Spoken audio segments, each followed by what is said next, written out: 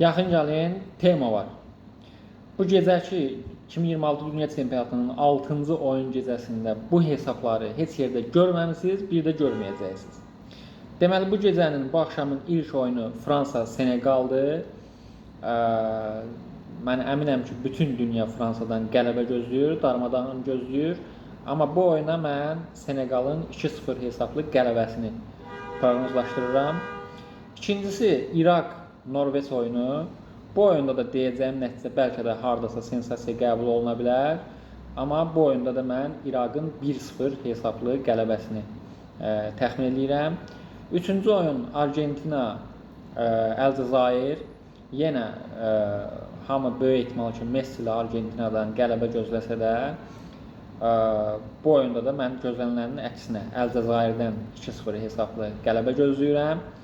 Və nəhayət sonuncu Avstriya-İordaniya oyunu. Bu oyunda yox, bu oyunda sensasiya gözləmirəm. Yəqin ki, Avstriyanın 3-0 hesablı qələbəsi qeydə alınır.